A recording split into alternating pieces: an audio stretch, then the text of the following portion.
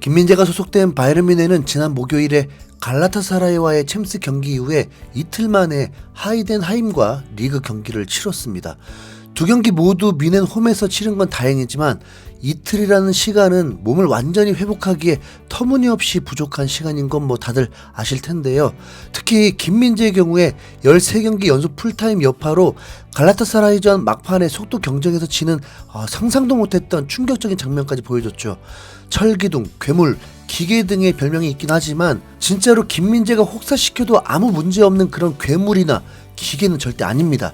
13경기 풀타임을 소화해서 지친 김민재를 설마 이틀 만에 경기인 하이덴하임전에도 또 선발 풀타임을 시킬까 하는 걱정을 했는데 투엘 감독은 기어코 14번 연속 풀타임 출장으로 김민재 영혼까지 갈아 넣고 있습니다.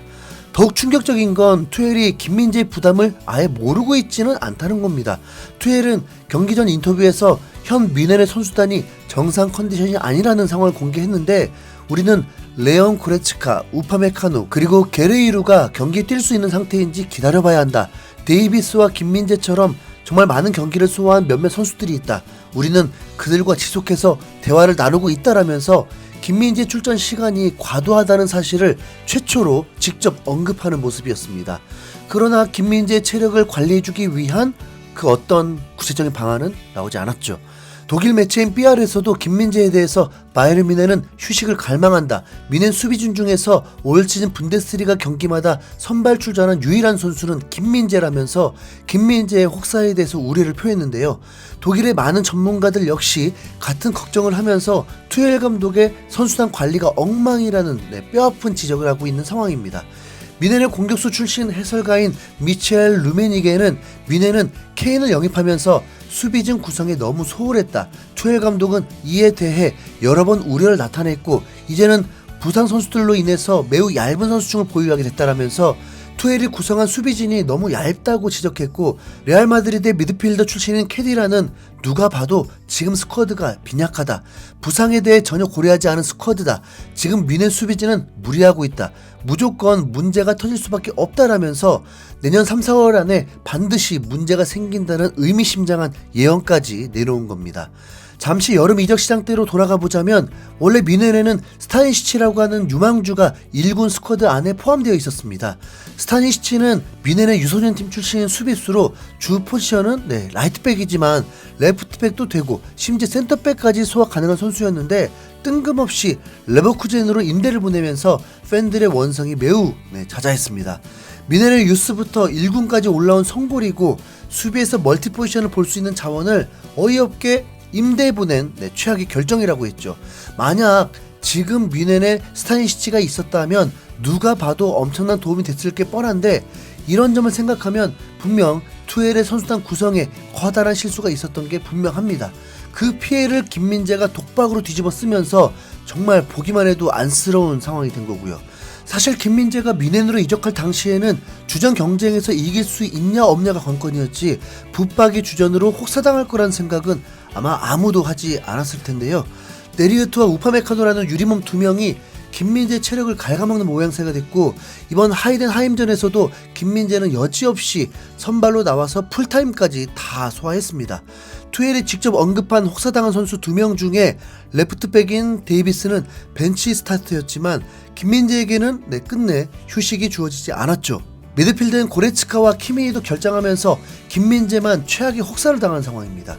뮌헨의 선발 라인업은 노이어 골키퍼와 더불어서 부나사르, 김민재, 우파메카노, 마즈라와의 풋백, 파블로비치, 라이머가 3선 미드필더, 사네, 뮬러, 그나브리 2선에 케인 원톱으로 앞서 말씀드린 주축 선수들 몇 명이 빠지고 부나사르나 파블로비치 같은 후보 선수들이 주전으로 나서면서 로테이션을 했습니다. 아무래도 하이덴하임은 올 시즌 승격팀이라서 전력 차이가 많이 난다고 생각해서인지 최대한 많이 로테이션을 한데 김민재를 쉬게 해주기에는 남은 센터백이 단 한 명도 없는 상황이라는 게 절망적이었죠. 실제 뮌헨은 전반에만 케인이 2골을 터뜨리면서 안정적으로 2대0 리드를 잡았습니다. 전반전 볼 점유율은 72대 27로 뮌헨이 앞섰고 슈팅 개수도 9대3으로 3배나 차이 날 정도로 일방적으로 압도하는 모습이었습니다. 김민재는 전반전에만 78개의 패스를 했는데 이 중에 73개를 성공하면서 패스 성공률이 94%로 미넨 빌드업의 시작을 제대로 담당했고요. 태클 성공률도 100%, 걷어내기와 가로채기도 1개씩 기록하면서 수비도 매우 잘했습니다. 그러나 문제는 후반전부터 시작됩니다. 우파메카노의 교체 시간이 점점 다가오면서 김민재가 혼자 2인분 수비를 해야 했고, 그것도 모자라서 결국 후반 15분에 우파메카노는 경기장을 빠져나가게 됐습니다. 미넨의 남은 센터백은 한 명도 없는 상황에 지난 갈라타사라이전에서는 미드필더 고레츠카가 김민재 센터백 파트너로 서더니 이번에는 풀백인 마즈라이가 센터백이 되는 정말 개콘같은 상황이 나왔는데요. 심지어 그러면서 비게 된 라이트백 자리에 주 포지션이 미드필더인 라이머가 오면서 미넨의 포백 4명 중에 절반이 주 포지션이 아닌 급조된 포지션에서 뛰게 된 겁니다. 게다가 레프트백 부나사르는 이번 경기가 올 시즌 리그 첫 선발인 상황이기 때문에 주전 수비수 중에는 오로지 김민재 딱 한 명만 자기 포지션에서 뛰는 선수인 상황이었죠. 결국 후반 66분에 미넨은 실점을 허용하면서 하이덴하임에게 분위기를 뺏겼습니다. 공격 진영에서 추포모팅이 공을 뺏기면서 상대 역습이 빠르게 진행됐는데 수비수들의 복귀가 늦으면서 실점했습니다. 그나마 김민재가 빠르게 달려서 크로스에 어떻게든 발을 갖다 대면서 막으려 노력했지만 굴절된 공이 그대로 클라인디스트에게 연결돼서 추격골을 허용하는 미넨이었습니다. 혼자 모든 수비 부담을 지던 김민재는 후반 69분에 패스미스까지 저지르게 되는데 파블로비치에게 한 패스가 끊기면서 그대로 추가골 실점에 빌미를 제공한 겁니다. 김민재 가까이에 상대 공격수가 있는데도 볼을 준 노이어의 선택도 아쉬웠고, 그런 김민재의 주위 동료들이 가까이 와서 패스할 수 있는 길을 만들어주지도 않아서 그대로 볼을 뺏기며 실점을 당했습니다. 김민재의 패스 미스라는 걸 부정할 수는 없지만 그 결과가 나온 과정 자체가 참 아쉬웠죠. 김민재가 조금이라도 휴식을 취했다면 집중력이 더 살아있을 게 분명했고, 그게 아니더라도 주위 동료들이 더 가까이에서 김민재에게 다른 선택지들을 제공해줬다면 두 번째 실점 장면은 없었을 테니까요. 다행히 미넨은 이후에 게이르의 중거리표와 슈퍼모팅의 헤더골까지 터지면서 4대2로 최종 승리를 하긴 했습니다. 하지만 김민재 평점은 낮을 수밖에 없었죠.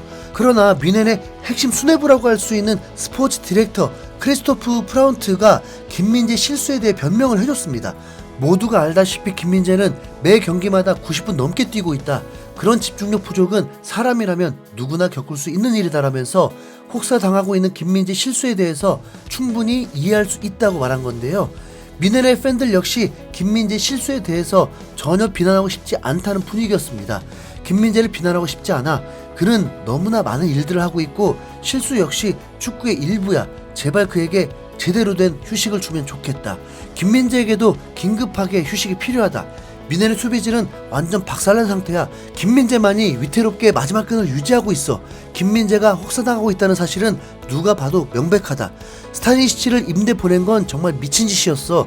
김민재가 그 모든 피해를 보는 건 정말 부당해. 미넨의 팬들 역시 김민재 혹사에 대해서 매우 걱정하는 모습을 볼 수 있었는데요.